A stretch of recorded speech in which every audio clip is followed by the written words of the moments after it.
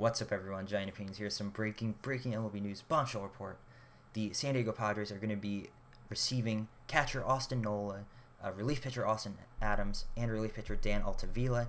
In exchange, they are sending over to Seattle outfielder Taylor Trammell, 60th ranked prospect in all of baseball, Ty France, first/third baseman, relief pitcher Andres Muñoz, and then backup catcher Louise Torrance. Now, the big names in these trades are Austin Nola, Taylor Trammell, and Ty France. Let's start with the Padres. They are getting Austin Nola. This guy is kind of a late bloomer. He's a catcher, and this season he's hitting above 300. And the Padres, they went ahead and they traded for Jason Castro today too, but Austin Nola is going to be their platoon with Jason Castro, or they could put Jason Castro at DH, but it doesn't matter. This guy bats 300. He had a good season last year too, so it's not like this is just some fluke or anything. This guy can hit the ball, and his fielding isn't that bad either. He's kind of an under-the-radar catcher. He's honestly not that bad, and the San Diego Padres are getting a huge upgraded catcher because that's been their weak spot with Austin Hedges and Francisco Mejia. I mean, the San Diego Padres have playoff aspirations, and Austin Nola really helps out their team a lot in the offensively and defensively. Now, the second big piece is Taylor Trammell. This guy is highly regarded. They got him last year from the Reds too at the deadline. It was a part of that whole three-team trade. Crazy news back then. Anyways, Taylor Trammell has shown an ability that he can be very good in the minors now. His 2019 minor league campaign was not as good, but the Padres did try and tweak with his swing. It's not working, but Seattle clearly sees something in him because they had their eyes set on him and they got him. He's the 60th overall prospect in baseball.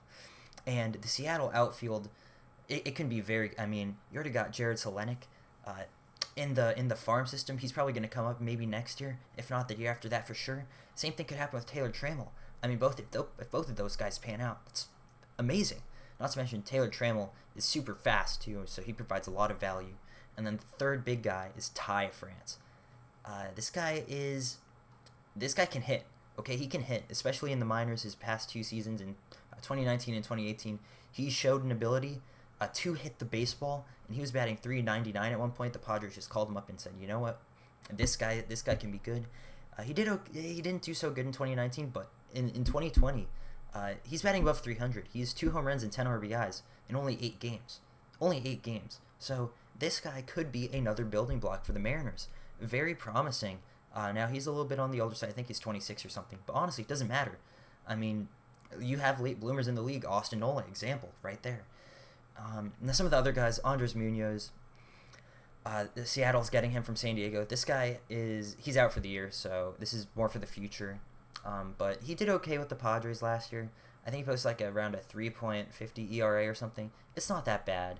I mean, it's a relief pitcher. And Louise Torrance is the last player the Mariners are getting. Backup catcher. Not good at all. Just a backup catcher, honestly. I guess his value is more defensively because he's batting under 200 this season, and he's a negative WAR. So it's kind of just like a player thrown in there. He's 24, though, so I mean, I don't know. Maybe they can work with him and potentially turn him into something great. But the other guys that San Diego is getting is Austin Adams, relief pitcher.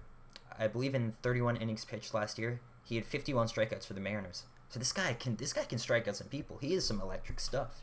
Now the thing is, he's out for the whole year too. Same story with Andres Muñoz, so it's basically a thing for next season. But he could be promising. And the Padres, their bullpen has been bad, and this is a bullpen guy who could make an impact next year.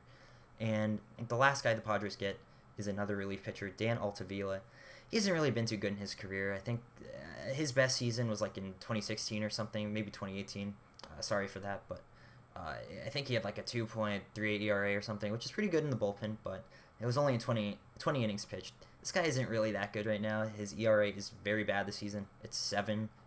That's not really good, but maybe the Padres see something. Maybe, I mean, you never know. You could always work with a bullpen guy, and for all they know, this guy could actually be kind of underrated. Or it could be kind of one of those trades like last year with Drew Pomeranz, Giants traded him away. Brewers, oh my God, he was clutch for them. So this is the trade. Massive, massive trade right here. Now, I'd say, I got to say Seattle wins this trade. I mean, I think San Diego give up too much. But to be fair, San Diego, they're shooting for the stars this season.